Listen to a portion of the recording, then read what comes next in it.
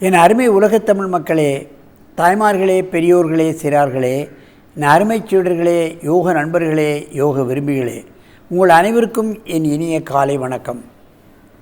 கலைஞர் தொலைக்காட்சி நிகழ்ச்சியில் நலமுடன் வாழ என்னும் பிரிவில் யோகாசனத்திற்கு அதிகாலை வேளையில் அதிக முக்கியத்துவம் கொடுத்திருப்பதை நீங்கள் அறிவீர்கள். காலங்காலமாக இது நடைபெற்று கொண்டிருக்கின்றது. உலக மக்கள் எல்லோரும் பார்க்கிறார்கள். மொழி தெரியுதோ தெரியவில்லையோ, செய்கிறதை பார்த்து செய்கிறார்கள். அவர்களுக்கு ஏற்பட்டிருக்கிற சிரமங்கள் நீக்குகின்றது. காலங்காலமாக பார்த்து கொண்டிருக்கின்ற காரணத்தினால் அவர்கள் மற்றவர்களுக்கும் கற்றுக் கொடுத்து அவர்களுக்கு ஏற்பட்டிருக்கின்ற பல்வேறு பிரச்சனைகளையும் நீக்கி கொண்டிருக்கிறார்கள் என்பதுதான் உண்மை. அந்த நிலையில் இன்றைக்கு பாருங்கள், நமது அரங்கிற்கு தர்ஷிடா 10 வயது, பிரியா 11 வயது 2 குழந்தைகள் வந்திருக்கிறது. சின்மியா வித்யா பள்ளியில் படிக்கிறார்கள். எபினேசர் மார்க்ஸ் பள்ளியிலும் படிக்கிறார்கள். இன்னொன்று ஆவடியிலிருந்து அங்கே ஜூலியட் என்ற யோகாசன ஆசிரியர்களிடம் பயிற்சி பெற்ற மாணவர்கள். அவர்கள் இப்பொழுது சேது பந்த ஆசனத்தை செய்ய போகிறார்கள்.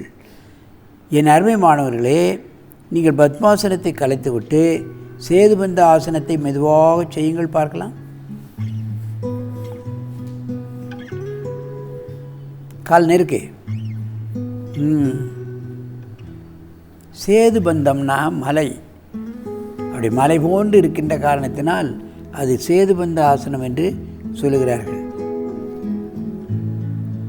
முதுகெலும்பு தூக்கப்படுகிறது, கழுத்து வளைக்கப்படுகிறது, கால் விரைப்பாக நீட்டப்பட்டிருக்கின்ற காரணத்தினால் முட்டுவலி, கரண்டவலி, தொடையிலே பந்துக்கிண்ண முட்டிலே ஏற்படக்கூடிய பிரச்சனைகள், முதுகின் L4 L5 ஏற்படக்கூடிய டிஸ்க் ப்ரொலாப்ஸ், தைராய்டு சம்பந்தப்பட்ட பிரச்சனைகள், இன்னும் கழுத்தின் மேல் பகுதியில் ஒரே நிலையில் உட்கார்ந்து கொண்டு கம்ப்யூட்டரிலேயோ கிளார்க் வேலை செய்கிறவர்களுக்கு அந்த ஸ்பாண்டிலைசிஸ், கழுத்தில் வலி வந்துவிடும். அவைகளெல்லாம் நீக்கப்படுகின்றன.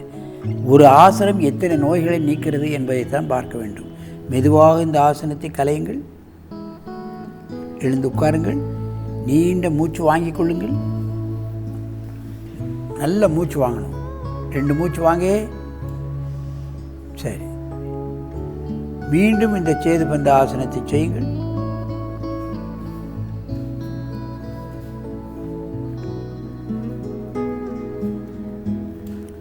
தூக்கி விடலாம் இடுப்பை, ஆனால் காலை நீட்டும் போது தான் கொஞ்சம் கஷ்டப்படும். நாடி நரம்புகளெல்லாம் அப்படியே இழுக்கும். தலைப்பகுதியில் உள்ள நரம்புகளை இழுக்கும். முதுவழியாக செல்லக்கூடிய 72,000 நாடி நரம்புகளும் இழுக்கப்படும். பந்துக்கிண்ண முட்டு, கரண்டை, கழுத்தெலும்பு இவைகளில் ஏற்படக்கூடிய பிரச்சனைகளெல்லாம் நீங்கிவிடும். பெரும்பாலானவர்களுக்கு அடிமுதுகில் வலி ஏற்படுகிறது. 2 வீலரில் அதிகமாக பயணம் செய்கிறவர்கள், கம்ப்யூட்டரில் உட்கார்ந்து மணிக்கணக்காக வேலை செய்கிறவர்களுக்கெல்லாம் இந்த ஆசனம் மிக மிக முக்கியம். முடியாவிட்டால் அடியிலே முதுகிலே ஒரு தலையணையை வைத்து கொண்டு காலை நீட்டி பழகினாலே நல்ல பலன் கிடைக்கும். 2-3 தலானியை வைத்து அது மேலே படுத்து காலை எங்கே நீட்டணும், தலையை எப்படி மடக்கணும், நல்ல பலன் கிடைக்கும். மெதுவாக இந்த ஆசனத்தை கலையுங்கள். நேராக உட்காருங்கள். நன்றாக மூச்சை விடுங்கள். மூச்சு விடுங்க. சரி, அப்படியே ஒருவருக்கு நேராக பாருங்கள். திரும்புங்க. அப்படியே படுங்க. மீண்டும் பக்கவாட்டில் செய்கிறார்கள், கவனிக்க வேண்டும். எங்கே சேதுபந்த ஆசனத்தை செய்யுங்கள்.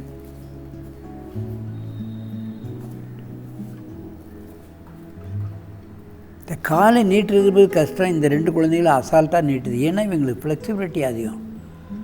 சின்ன குழந்தைகளுக்கு ஃப்ளெக்சிபிலிட்டி அதிகம். அதைத்தான் முக்கியமாக கவனிக்கணும். நல்ல மூச்சு இழுங்க. இந்த ஆசன நிலையில் மூச்சு இழுத்தால் நுரையீரல் நன்றாக விரிவடையும். தைராய்டு சம்பந்தப்பட்ட பிரச்சனைகள் பெண் குழந்தைகளுக்கு வந்துவிடும் சிறு வயதில். இப்போ ஆண்களுக்கும் வருது தைராய்டு சம்பந்தப்பட்ட பிரச்சனைகள். அதுக்கு காலமெல்லாம் மருந்து, மாத்திரை, ஊசி தான். ஆனால் இது போன்ற ஆசனங்களை செய்தால் தைராய்டு சம்பந்தப்பட்ட பிரச்சனைகள் வரவே வராது. மெதுவாக இந்த ஆசனத்தை கலைங்கள். அப்படியே எழுந்து உட்காருங்க. மணிக்கணக்காக கம்ப்யூட்டரில் வேலை செய்கிறார்கள். அலுவலகத்தில் ரொம்ப நேரம் உட்கார்ந்து வேலை செய்கிறார்கள், 2 வீலரில் போகிறார்கள். இதன் காரணமாக முதுகெலும்பு பாதிக்கப்படுகிறது, அதில் உள்ள டிஸ்க் வெளியே வந்து விடுகிறது, வலி வருகிறது.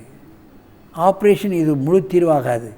ஆகவே இது போன்ற ஆசனங்களை பழகி தங்கள் முதுகெலும்பை பாதுகாத்து கொள்ள வேண்டும் என்று நான் இந்த நேரத்தில் கூறிக்கொண்டு, இதிலே பிரச்சனை உள்ளவர்கள் இது போன்ற ஆசனங்களை பழகி உடலை ஆரோக்கியமாக வைத்துக்கொள்ள வேண்டும் என்று கேட்டு உங்களிடமிருந்து விடைபெறுவது ஆசன ஆண்டியப்பன்.